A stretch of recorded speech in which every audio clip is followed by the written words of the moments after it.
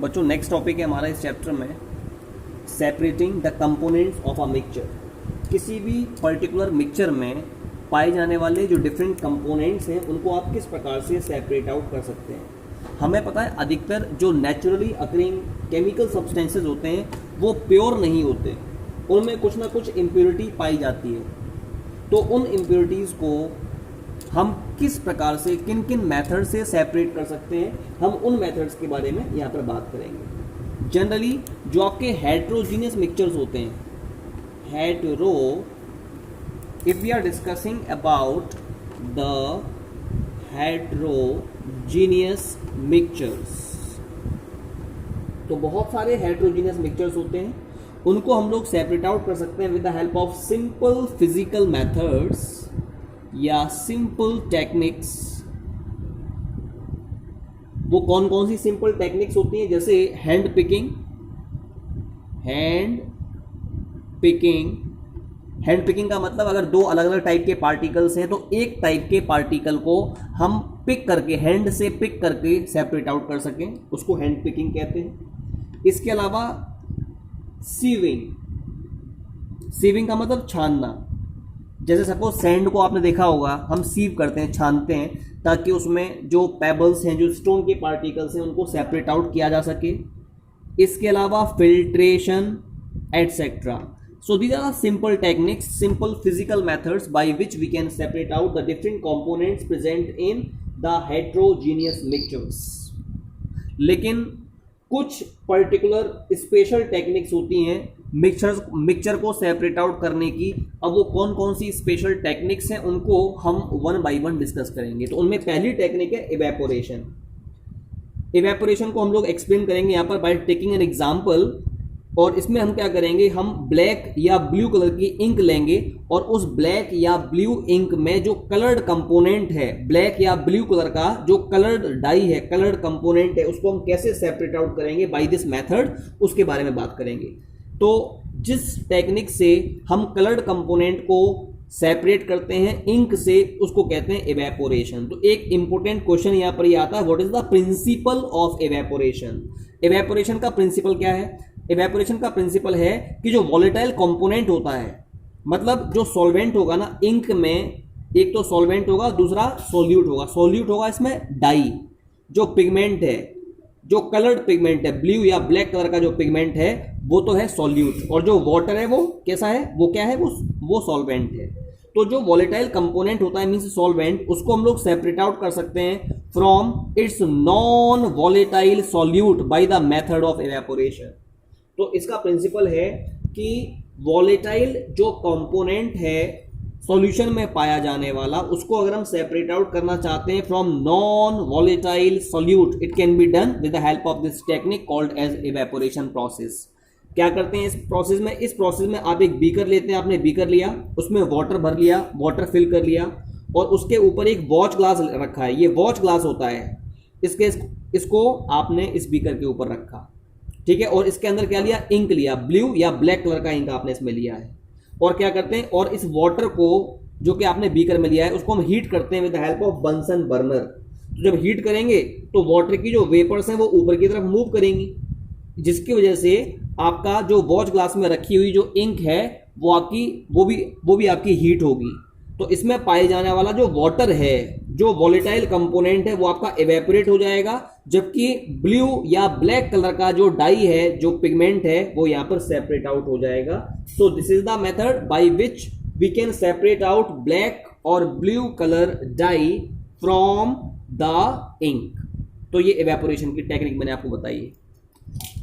Evaporation के बाद जो नेक्स्ट मेथड है वो है separation of cream from milk. कि मिल्क से आप क्रीम को किस प्रकार से सेपरेट आउट करेंगे उसके बारे में हम बात करना चाहेंगे। तो सबसे जिस पर्टिकुलर टेक्निक को यहां पर यूज करेंगे for the separation of cream from milk, उसको बोलते हैं सेंट्रीफ्यूगेशन प्रोसेस। क्वेश्चन यहां पर यह भी अराइज होगा कि सेंट्रीफ्यूगेशन प्रोसेस का प्रिंसिपल क्या है। यह प्रिंसिपल ये कहता है कि पहले इसके प्रिंसिपल को समझाने से पहले मैं इस टेक्निक के बारे में बात करना चाहूँगा। जैसे अगर हम क्रीम को सेपरेट करना चाहते हैं मिल्क से, अगर आप कभी किसी डेयरी में गए होंगे तो वहाँ पर बहुत बड़े बड़े कंटेनर्स होते हैं और उनमें हम मिल्क को ट्रांसफर कर देते हैं और फिर क्या होता है, बहुत तेजी से आपका जो मिल्क है उसमें रोटेट करता है with the help of the rotating paddle. ठीक है, तो जब वो रोटेट करता है तो इसका होता है सेंट्रीफ्यूगेशन, और सेंट्रीफ्यूगेशन प्रोसेस से जो डेंसर पार्टिकल्स होते हैं वो तो बॉटम पर आते हैं और जो लाइटर पार्टिकल्स हैं वो ऊपर की तरफ चले जाते हैं। तो क्रीम के पार्टिकल्स लाइटर होने के कारण वो ऊपर की ओर कलेक्ट हो जाते हैं, जबकि जो मिल्क होता है वो आपका डेंसर होने की वजह से नीचे की तरफ आ जाता है। तो इस तरीके से हम लोग क्रीम को मिल्क से सेपरेट आउट कर सकते हैं।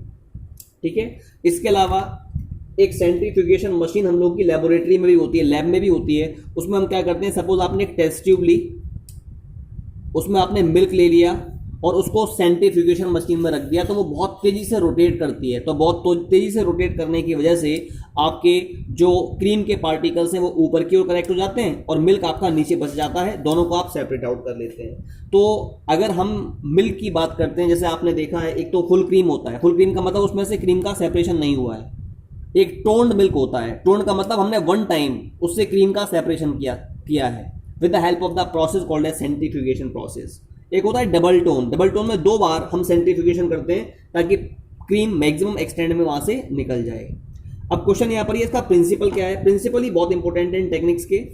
सेंट्रीफ्यूगेशन का प्रिंसिपल ये है कि जो डेंसर पार्टिकल्स होते हैं वो तो बॉटम की ओर चले जाते हैं, जबकि जो लाइटर पार्टिकल्स होते हैं वो ऊपर की ओर कलेक्ट होते हैं। कब? जब हम उस पर्टिकुलर सॉल्यूशन को रैपिडली स्पन करते हैं। वही लिखा हुआ है, denser particles are forced to the bottom and the lighter particles stay at the top when spun rapidly. This is the principle of centrifugation process. अब इसकी सेंट्रीफ्यूगेशन प्रोसेस की एप्लीकेशंस क्या क्या हैं? एक तो डायग्नोस्टिक लेबोरेटरीज में जब आपके ब्लड या यूरिन का टेस्ट होता है तो उस कंडीशन में हम इस टेक्निक को यूज करते हैं फॉर द डायग्नोस्टिक पर्पसेस। दूसरा है, बटर को क्रीम से अगर आपको सेपरेट आउट करना है या मिल्क से क्रीम को सेपरेट आउट करना है तो भी हम इस टेक्निक को यूज करते हैं। इसके अलावा जो वॉशिंग मशीन में, ड्रायर में, जो ड्रायर होता है उसमें जब आप वाटर को ट्रांसफर करते हैं तो ड्रायर बहुत तेजी से मूव होता है, जिसकी वजह से जो वाटर होता है ड्राई क्लोथ्स में, वेट क्लोथ में पाया जाने वाला वो स्क्वीज आउट हो जाता है in dryer. It is also the principle of, और it is also based upon the principle of centrifugation process. ठीक है, तो ये मैंने आपको सेंट्रीफ्यूगेशन के बारे में बताया, ये भी इंपॉर्टेंट है। इसके बाद separation of 2 immiscible liquids. Immiscible liquid का मतलब होता है वो 2 लिक्विड्स जो आपस में मिक्स नहीं हो रहे हैं, उनको अगर आपको सेपरेट आउट करना है तो जिस टेक्निक को यूज करते हैं उसका नाम होता है differential extraction. It is called as differential extraction, differential extraction technique. ये टेक्निक क्या होता है, इसमें हम करते क्या हैं, इसमें हम एक सेपरेटिंग फनल लेते हैं। ये फनल आपने लिया है और हमने 2 लिक्विड लिए, जैसे हमने वाटर लिया और ऑयल लिया, दोनों को मिक्स किया। तो मिक्स करने के बाद अब हम उन दोनों लिक्विड को सेपरेट करना चाहते हैं। हमने केरोसिन ऑयल और वाटर को मिला लिया, अब हम दोनों को सेपरेट आउट करना चाहते हैं। ठीक है, तो आपने सेपरेटिंग फनल ली, उसमें वाटर लिया और केरोसिन लिया, उसके बाद इसके ऊपर जो लिड है उसको लगा दिया। फिर क्या होता है, एक पर्टिकुलर समय के बाद वाटर और केरोसिन सेपरेट हो जाता है इस सेपरेटिंग फनल में। ठीक है, फिर आप स्टॉप कॉक को, ये जो स्टॉप कॉक है इसको ओपन कर देते हैं। ये जो स्टॉप कॉक है ना आपका, ये वाला स्टॉप कॉक है, इसको आप ओपन कर देते हैं। जब ओपन करते हैं तो धीरे धीरे करके वाटर आपका कलेक्ट हो जाता है। यहाँ पर इसके नीचे एक बीकर लगा देते हैं, उस बीकर में वाटर को हम कलेक्ट कर लेते हैं। जब वाटर कलेक्ट हो जाता है, मैंने क्या बताया, यहाँ पर एक बीकर लगाओगे, वाटर को धीरे धीरे ड्रॉप बाय ड्रॉप कलेक्ट कर लोगे। जैसे ही केरोसिन ऑयल धीरे धीरे नीचे आता है इसको रोक देते हैं। ठीक है, तो आप देखेंगे बीकर में हमने वाटर कलेक्ट कर लिया है, जबकि इस सेपरेटिंग फनल में केरोसिन ऑयल रह जाता है। तो this is the technique by which we can separate out 2 immiscible liquids. ठीक है, अब इसका प्रिंसिपल क्या है? इस टेक्निक का प्रिंसिपल ये है कि जो आपके इमिसिबल लिक्विड्स होते हैं वो लेयर के फॉर्म में सेपरेट आउट होते हैं डिपेंडिंग अपॉन देयर डेंसिटीज। मतलब जो डेंसर लिक्विड होगा वो नीचे की ओर कलेक्ट होगा, जो लाइटर लिक्विड होगा वो ऊपर की ओर कलेक्ट होगा। तो कहने का मतलब है कि इस टेक्निक में इमिसिबल लिक्विड्स का सेपरेशन होता है लेयर्स के फॉर्म में डिपेंडिंग अपॉन देयर डेंसिटीज। ठीक है, अब इस टेक्निक की एप्लीकेशंस क्या हैं? पहली एप्लीकेशन है अगर आप ऑयल और वाटर के मिक्सचर में से ऑयल और वाटर को सेपरेट करना चाहते हैं, we can use this process.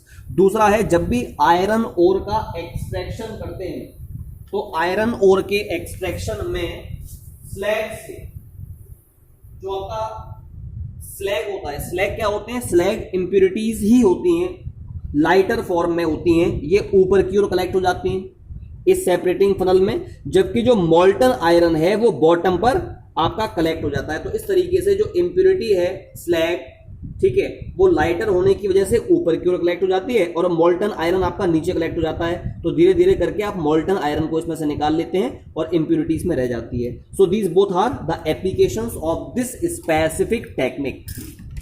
अब इसके बाद एक और बहुत छोटा सा टॉपिक है हमारा इसी में ही सेपरेशन टेक्निक में, वो है सब्लिमेशन।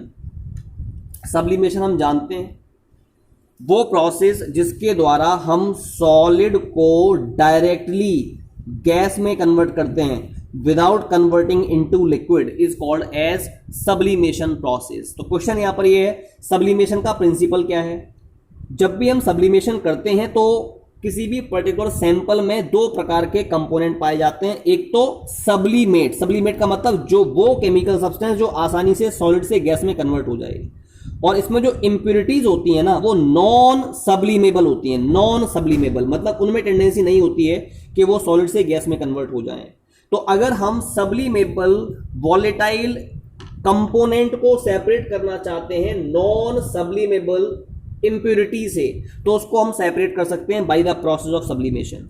अब क्वेश्चन यहां पर सब्लिमेबल वॉलेटाइल कंपोनेंट का मतलब क्या है। वॉलेटाइल का मतलब वो केमिकल सब्सटेंस जो आसानी से वेपर्स में कन्वर्ट हो जाए, गैस में कन्वर्ट हो जाए, उसको बोलते हैं सब्लिमेबल वॉलेटाइल कंपोनेंट। तो it is based on the principal that sublimable volatile component is separated by non sublimable impurity with the help of sublimation process. ठीक है, अब ऐसे कौन कौन से केमिकल सब्सटेंसेस हैं जिनका प्यूरिफिकेशन इस टेक्निक से करते हैं। उनमें एक तो है अमोनियम क्लोराइड, कैम्फर, कपूर, नेफ्थलीन, जो नेफ्थलीन की बॉल्स होती हैं जिनको हम मॉथ बॉल्स भी बोलते हैं। आपने देखा होगा सर्दियों के कपड़ों को जब हम रखते हैं स्टोर करके तो उसमें व्हाइट कलर की बॉल्स को यूज करते हैं, वो नेफ्थलीन बॉल्स ही होती हैं। इसके बाद में next one is anthracene. They all are the examples of the chemical substances which can be sublimated. अब कैसे करेंगे, इसमें हम लोग सबसे पहले एक चाइना डिश लेते हैं, उसमें आपने मिक्सचर लिया, अमोनियम क्लोराइड और सॉल्ट का मिक्सचर ले लिया है। इसमें क्या किया आपने, ये एक चाइना डिश ली, उसमें अमोनियम क्लोराइड और सॉल्ट का मिक्सचर ले लिया है। यहाँ पर इसमें अमोनियम क्लोराइड भी है और सॉल्ट भी है, ठीक है। फिर क्या करोगे, इसके ऊपर एक टिल्टेड, एक इनवर्टेड फनल लगा दिया आपने, इनवर्टेड फनल को लगा दिया और इसके ऊपर लगा दिया कॉटन प्लग। फिर क्या कर रहे हैं, इसको हम हीट कर रहे हैं। जैसे आप इसको हीट करते हैं, इसमें जो अमोनियम क्लोराइड है वो वॉलेटाइल होता है। वॉलेटाइल का मतलब वो वॉलेटाइल सब्लिमेट के फॉर्म में पाया जाएगा, उसमें टेंडेंसी होगी वेपर्स के फॉर्म में कन्वर्ट होने की, और ये वेपर्स यहां पर इकट्ठी हो जाएंगी। जब आप इसको ठंडा करेंगे तो ठंडा किए जाने पर इसकी जो वेपर्स हैं वो इसकी वॉल पर कलेक्ट हो जाती हैं। वेपर्स यहां पर कलेक्ट हो जाएंगी अमोनियम क्लोराइड की वॉल पर।